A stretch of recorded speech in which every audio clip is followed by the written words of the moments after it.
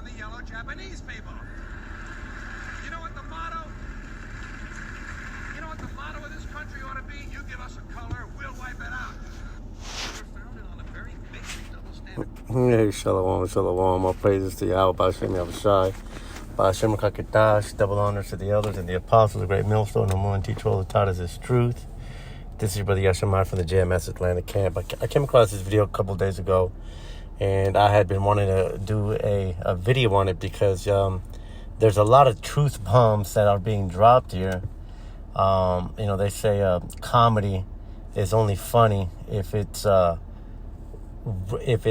relatable, and that's exactly what this is, man. It is relatable because it is the truth. He's going. This is a George Carlin. Several years back, but even then, he was dropping truth bombs about this devil, and for a long time we laughed at it, before we came into this truth, but now we see it, and it's like, wow. And you know what? I'm gonna go ahead and say this, man. Everyone knows that America is the devil, man. That's why they're laughing at it. Because, comedy wouldn't be funny if it wasn't relatable. The fact that people are laughing at it is because they are in agreement. Like, yeah, that is crazy. And that's exactly what America is. It's craziness. Slave owners that wanted to be free. It was never about wanting to be free. It was about conquering the earth. So let's go ahead and get some precepts on what this man dropped here, okay? Because there was quite a bit of it there. First and foremost, we'll start here. I did a quick search on Google. It says, how many of the founding fathers owned slaves? It says a significant majority of the founding fathers owned slaves. Out of the 55 delegates, 25 are known to have been slaveholders.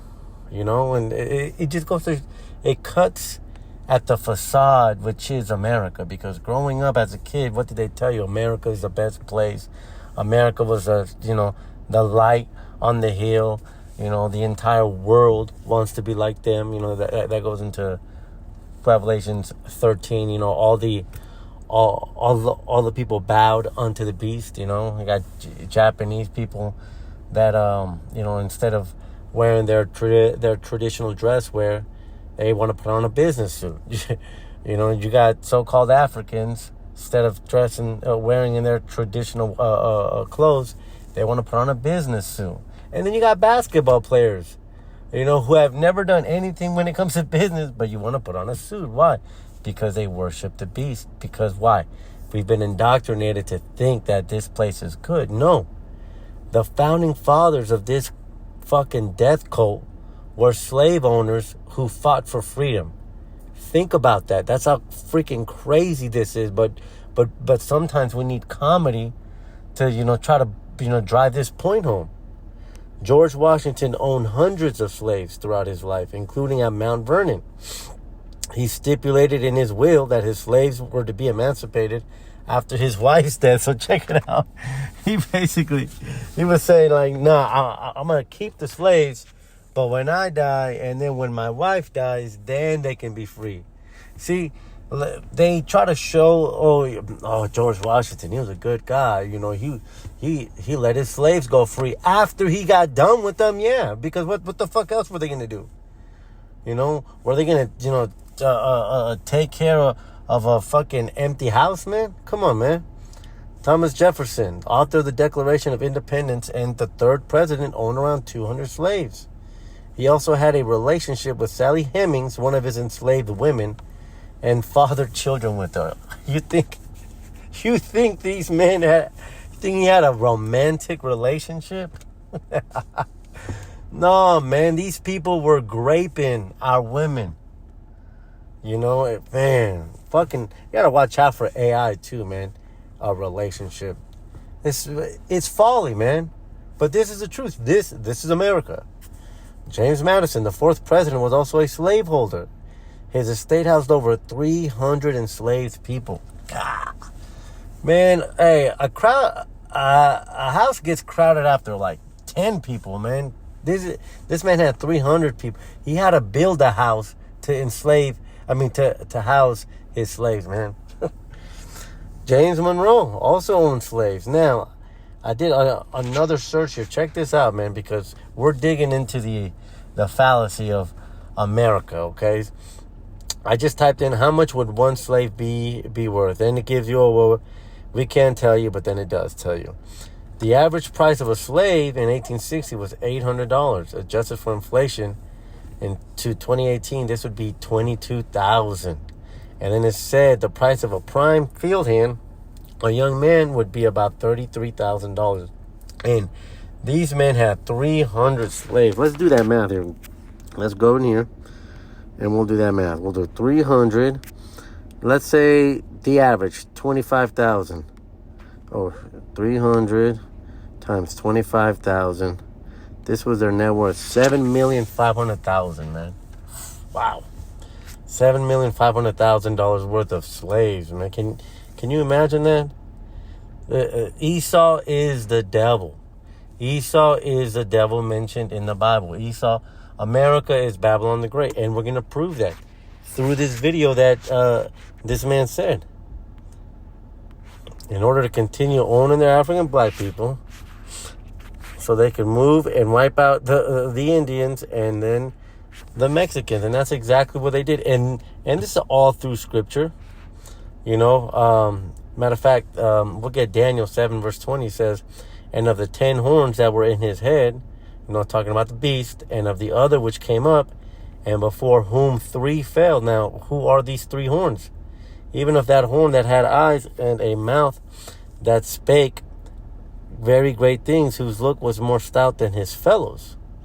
Okay, now who are these 3 horns? Well, those 3 horns are the French, the Spanish, and the British. All right, those are the 3 horns that were fighting for America. And ultimately, one horn speaking great things came up, which is America. You know, that's when they broke off, man. You know, so even videos like this just prove who these people are. Let's continue on. Let's get with the next one, because the very next thing that he mentioned was that as soon as they did take over, they came over and they started to enslave the so-called Native Americans, and that was prophecy. You know, this is Genesis 49 verse 19. Gad, a troop shall overcome him, but he shall overcome at the last. And that's exactly what they did. Once they took this place over with the, you know, so-called black slaves, what did they do? They then went on a killing spree and started taking out the so-called Indians, man. But there's hope, because the scripture says, but in the end he shall overcome them, man. All right, let's go on to the Hispanics. This is Genesis 49 verse 15. You know, going into the Spaniards who wiped out the Aztecs. You know, so-called Mexicans. You know, Yashashakar. You know, he is higher. All right, and this is what you know. This is going into Issachar. It says, and he saw that rest was good, and that the land that it was pleasant, and bowed his shoulder to bear, and became a servant unto tribute. You know, because Issachar was part of those 10 tribes that came over here after the Assyrian captivity, mentioned in 2 Ezra 13, around the 40th verse. They came over here, and Issachar saw that the land of Mexico was great, the beaches, the water, the forest, and so they stayed there. But then what? He bowed his shoulder to bear. To bear what? To bear part of the curses, because even though he fled, you know, the curses still applied. And then furthermore, it says he became a servant unto tribute. All right, which we know those, you know, that word tribute, you know, goes into a payment, right? It says, so I did this search here. It says, Aztecs, did the Aztecs slaves to the Spanish? It says, while the Spanish did not enslave all the Aztecs, they would later enslave the Africans. It says, the indigenous population of Mexico, including the Aztecs, were subjected to forced labor and forms of exploitation under the Spanish colonial system. So no, they weren't slaves, but we just forced them to work. All right, we got it.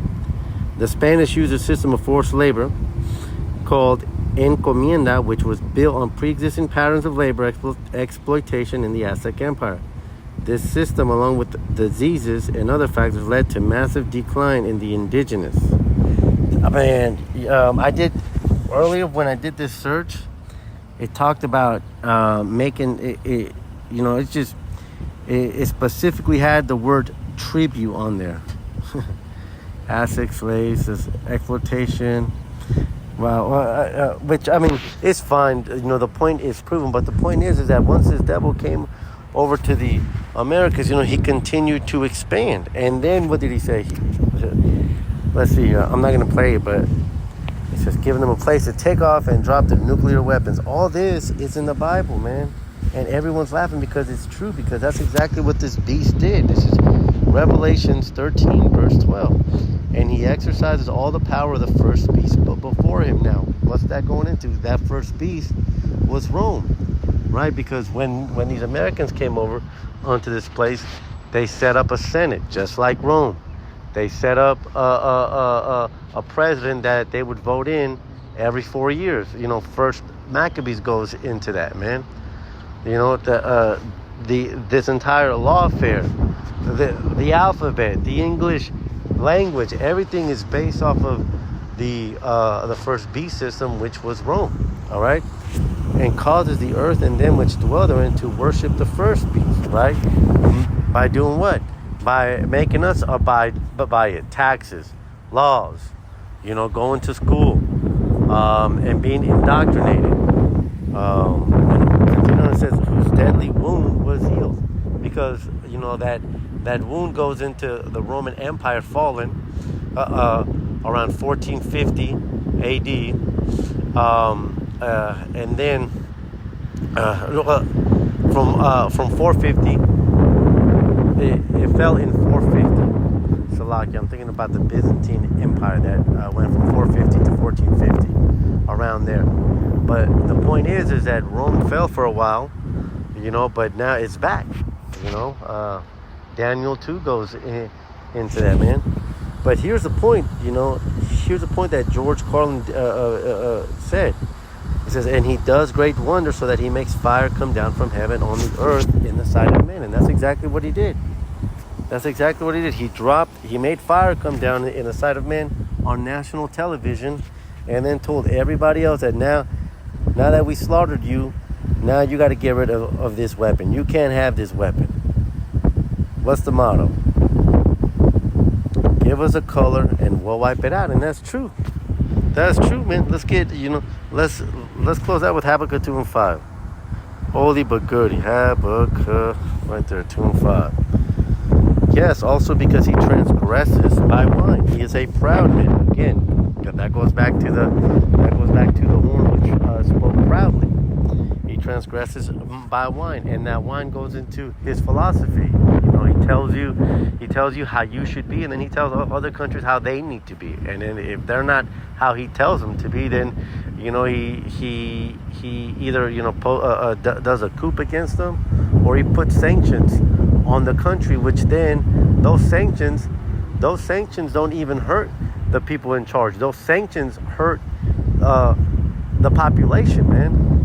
But Esau knows this. Like, for example, take a look at the sanctions in Cuba. Do you think that the elite in Cuba are being hurt by those? No. So who's being hurt by them? Who's not being able to get the medicine that they need? It's the regular people. And America knows this. The same can be said for Kim Jong-un. They're sanctioned, but it's the normal North Koreans which are starving. Kim Jong-un ain't starving. That motherfucker got gout. He is a proud man, neither keepeth at home, who enlarges his desire as hell and is as death. And that's exactly what George Carlin was saying. Give us a color and we'll kill it. And that's exactly what he's doing now. Through his proxy war with Russia. That's exactly what he's beginning to implant into the minds of people when it comes to Mexico. Now they're saying that they want to go over there and take out the cartels because of drugs.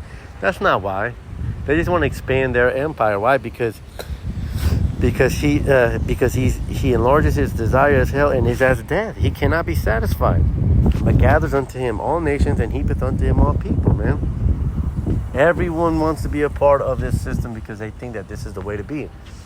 And you know what? During the Babylonian Empire, the same thought was going around. They thought, all the nations around the Babylonian Empire, they thought that was the way.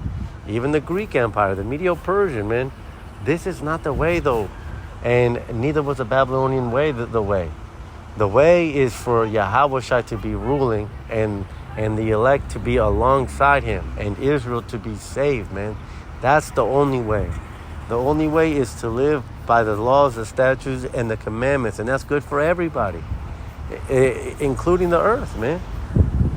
So, hey, look, I don't want to be too long-winded. Again, I just came across this, and on face value, it doesn't look like a deep video, man. But there's a lot of truth bombs being dropped, and a lot of this stuff was in the scripture. So until the next one, I'm gonna say shalom.